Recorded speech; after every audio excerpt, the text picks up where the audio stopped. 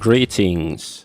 I'm going to talk about fake news or manipulation in the media and stuff like that. And the term fake news, it of course became sort of a meme a couple of years ago during the US presidential election. For example, like the media had predicted, the polls had supposedly predicted that Hillary Clinton has 85%, I think somewhere I saw even 95% chance to win the election. And well, after the election happened, we know that was complete bullshit. And of course there were all sorts of lies and propaganda, like a liberal propaganda against more conservative line of thinking. But just to point out, fake news did not originate with the Clinton campaign or even the Obama campaign.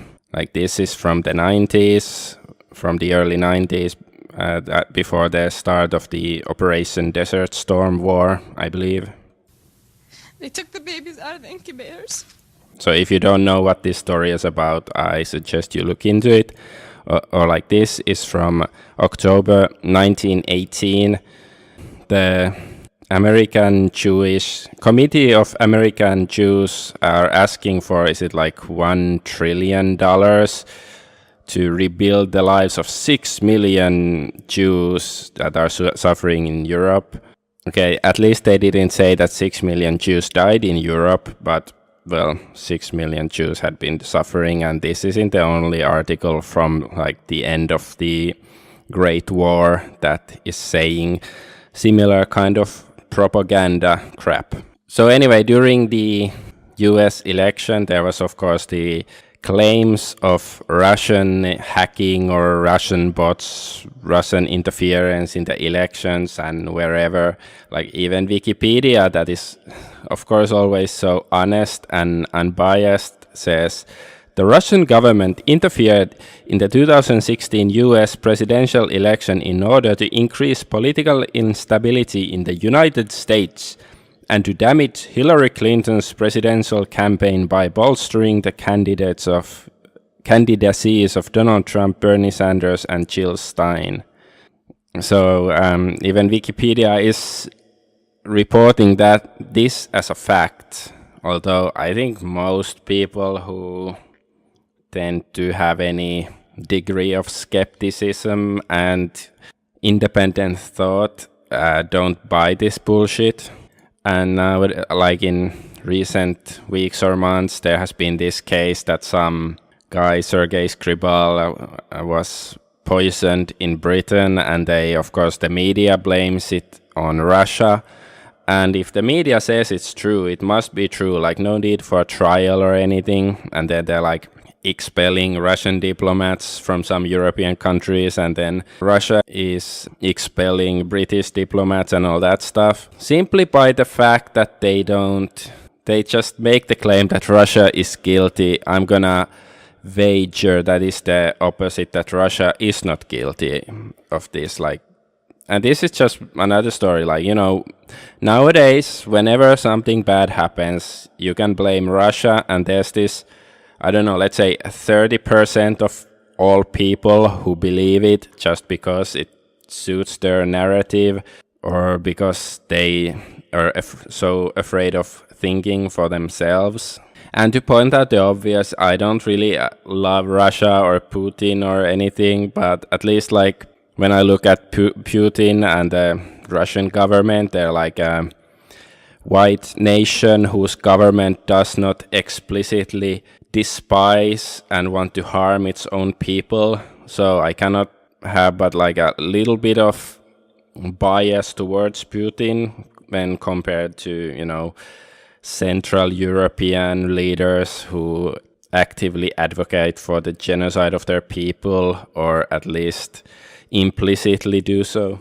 And as far as I know, Putin doesn't do that. But anyways, so this is the kind of fake news that I think a lot of people have gotten accustomed to seeing through. Like, they can see through the bullshit. They know that the media is lying. Like, whenever it's about, like, you know, they can see some sort of political bias. like a liberal SJW leftist bias or anti-Russia bias or anti-Trump bias. Like a lot of people can smell that is bullshit and see through it, and that is good. But still, weirdly enough, when the story that the media is reporting isn't so blatantly like a bipartisan issue or between, the left and the right, then a lot of people still seem to take the story at face value, which I don't agree with. I don't, like, pretty much never should you take the mainstream media's narratives at face value. Well, the same goes for all sorts of alternative media as well, of course. But at least with the mainstream media, maybe it's even a good thing, you can pretty much trust them to lie to you. So you can sort of adjust your mindset properly. But with the various outlets of alternative media, you cannot always be so sure whether they are lying, whether they are simply biased, or whether they are actually just reporting the actual truth. So let's move on. So as an example of an incident where that most people seem to take the media's reporting of the incident as truth, even though they might suspect that they are the media is inserting their own liberal bias into the story, but still they assume that the story itself is more or less true as reported in the media. And it's this YouTube shooting. Well, this goes for pretty much any kind of shooting or terrorist attack.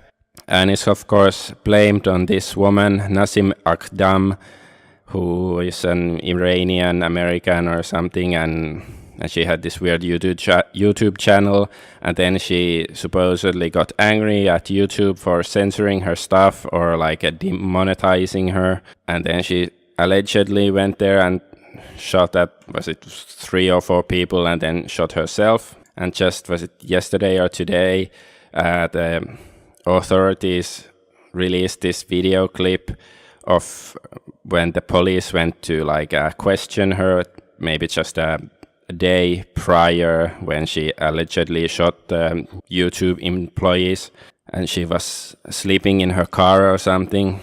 And anyway, first of all, it does look like her a bit, but it might as well be an actress. This whole thing might have been shot afterwards to corroborate the story pushed by the media, because in this case, we haven't seen any actual pictures or video of anybody getting shot at the YouTube buildings. We haven't seen any evidence that this person actually was there on the day of the shooting, anywhere near the building.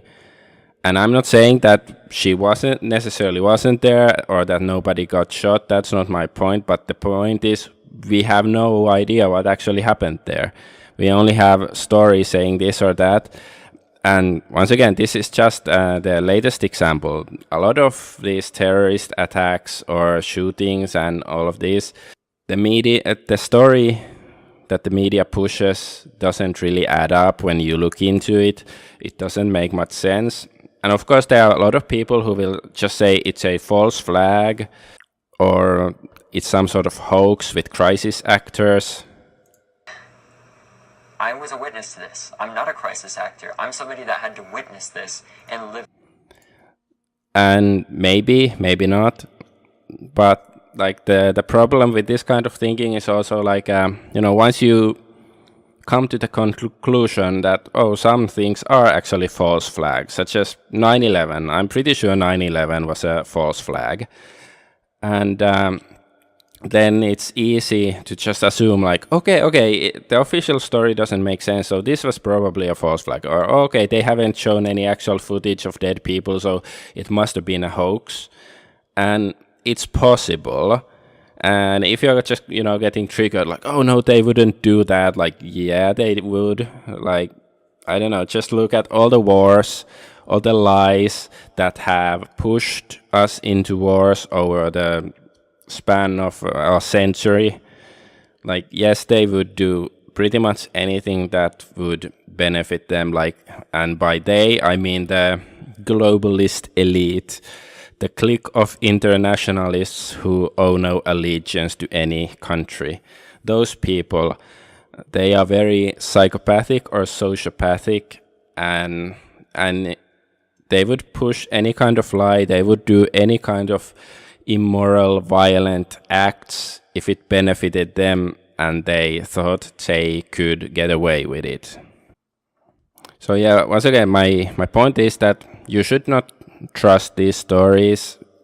Like, well, yeah, and you should look at them rationally. You should look at the evidence over different media. What is the story they are pushing? If it makes sense or not, and also, I guess, do the same with any kind of alternative media that is claiming it's a false flag, or if they're saying like, no, actually in this case I believe the official story or whatever. But yeah, for it's still like watching some videos on YouTube or whoever, they like people, they are just like a lot of, let's say, right-wing people, whether they are alt-right or something like that.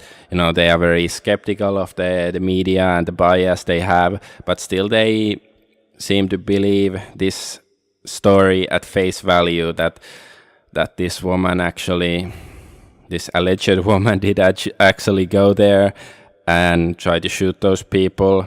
Maybe she did, maybe she didn't, but I haven't seen the evidence to prove or disprove either point, so that's why I'm being very evasive, since the fact is I don't know, and you probably don't know either unless you have access to some information that I don't.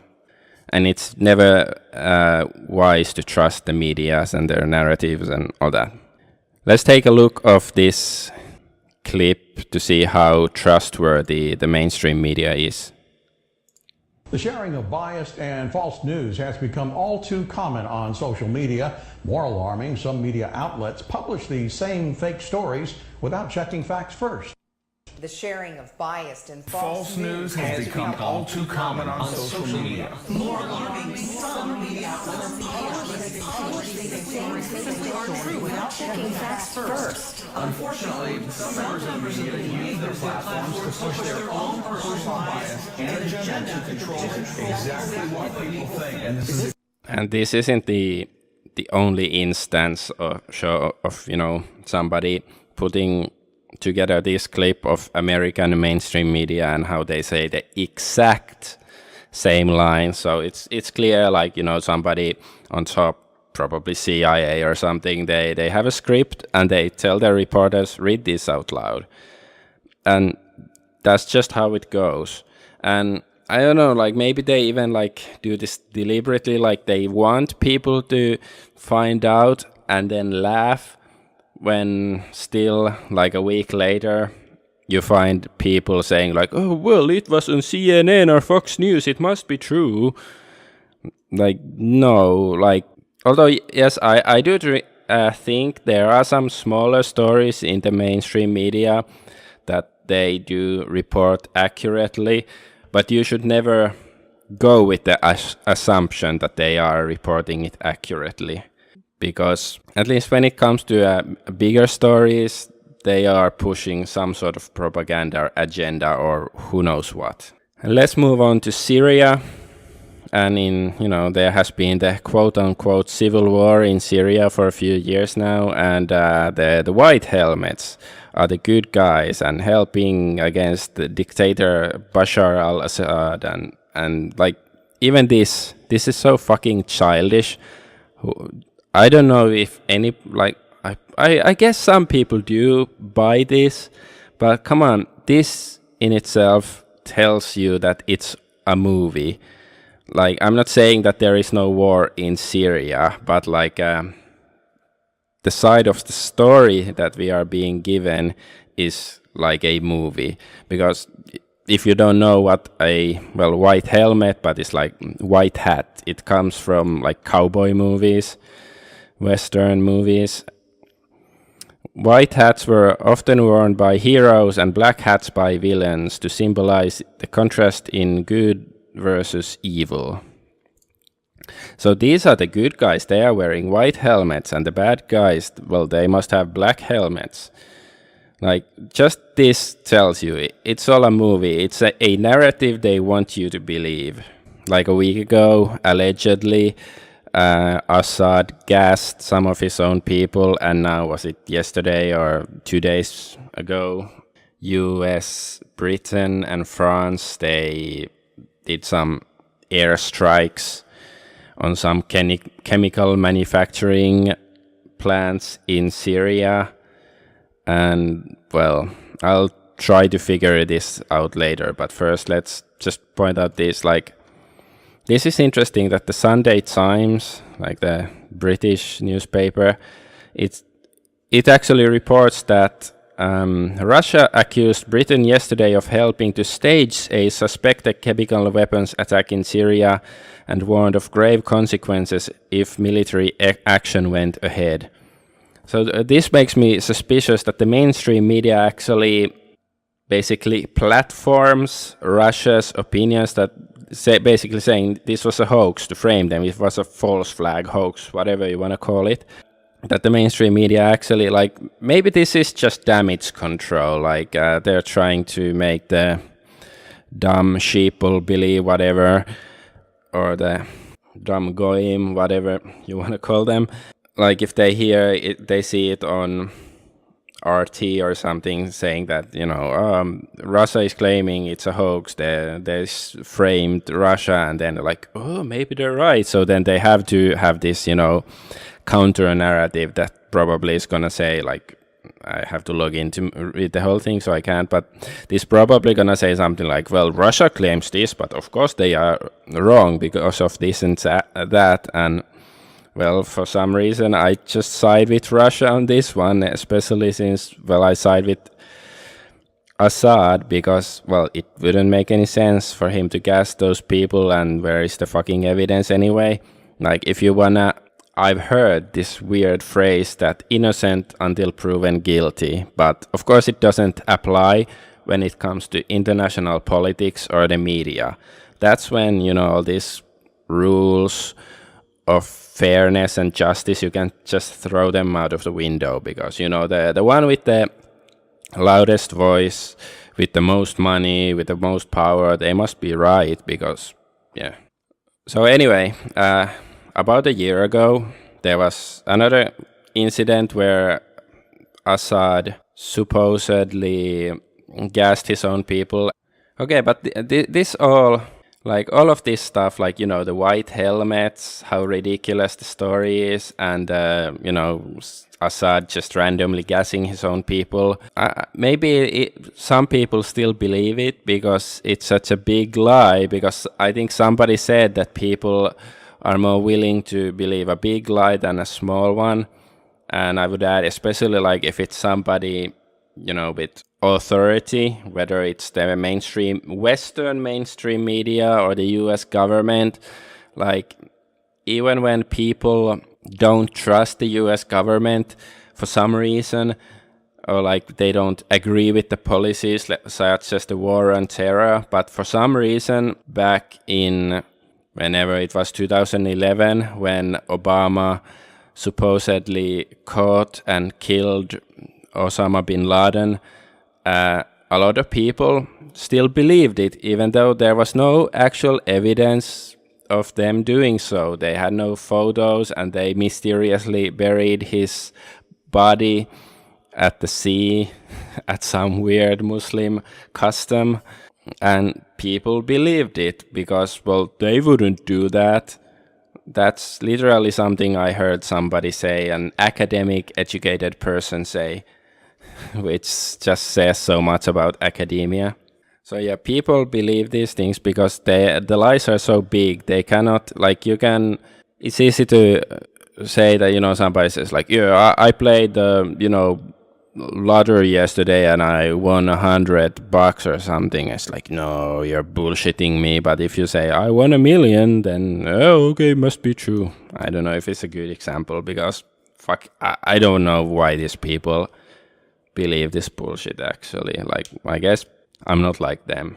So anyway, a year ago, there was a similar incident that somebody claimed that Assad gassed a bunch of his own people, and then later on Trump bombed some airfield in Syria. But before that, he had told the Russians about it, and I suppose they evacuated the airfield, but maybe some people still died. I don't know. That was another thing, like, you don't really know what happened. Why did anybody do any of it?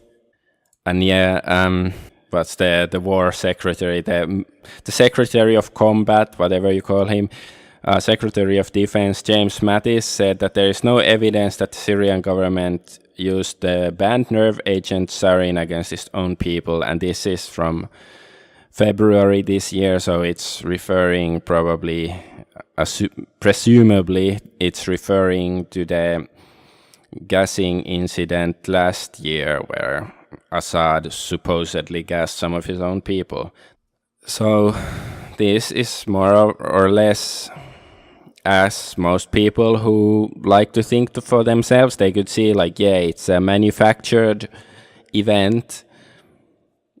And now the same stuff has happened again, like a week, 10 days ago or something. Assad supposedly gassed his own people. And now, a couple of days ago, Trump, along with Theresa May of Britain and some of France, so I guess it's Macron or something, they coordinated airstrikes in Syria, hitting targets associated with the Syrian regime's chemical weapons program. And this was like a week after the alleged gassing, I think, or... because there was also the thing that Israel fired some missiles or something at Syria, but then they tried to make it look like the US was doing it.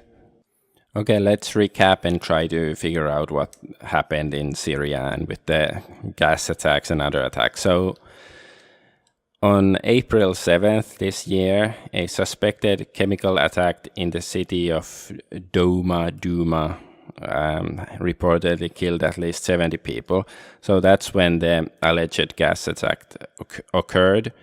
And then in the early hours of 9th of April, an airstrike was conducted against Diaz military air base, reportedly killing several people.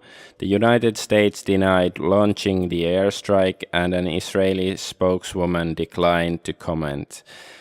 Russia said Israel was responsible and that 2 Israeli F-15L jets attacked the airfield from Lebanese airspace, firing 8 missiles, of which 5 were intercepted, according to claims by Russia.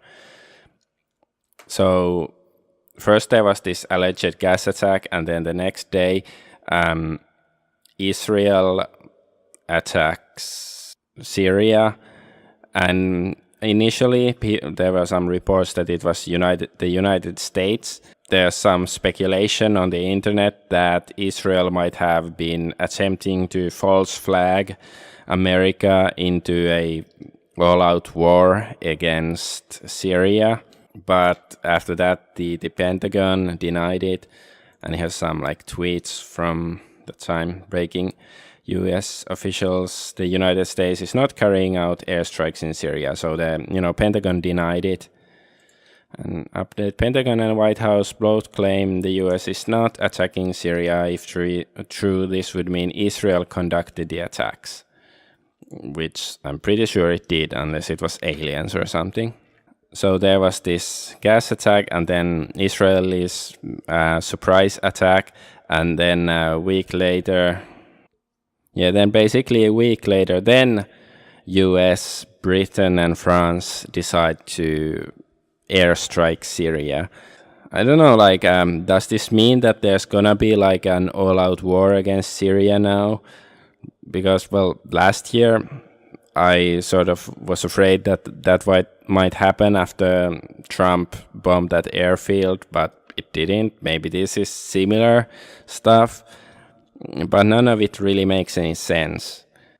I'm just wondering if the people, like the elites, whoever are pulling the strings, if they really want war, or if this is just some plan to keep us in perpetual fear that World War III is gonna break out, but it never does.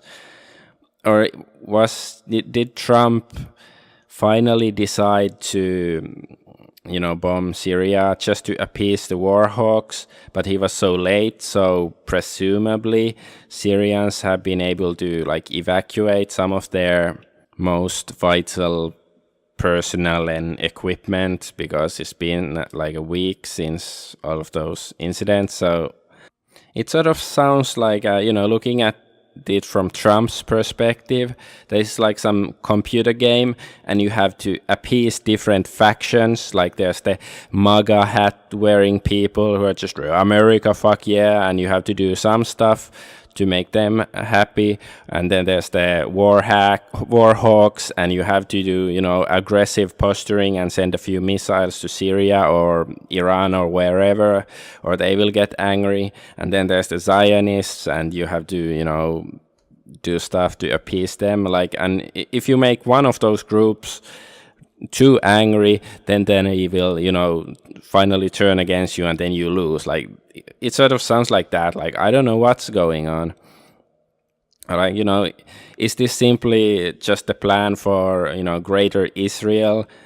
A lot of people would say so, and I'm sure there are a lot of Zionists pulling the strings, and they want greater Israel to happen, but maybe the really big guys on top, whoever they are, maybe it's just another excuse to manipulate the Zionists to do what they want. Maybe they want something else, who knows? Or the famous Wesley Clark clip,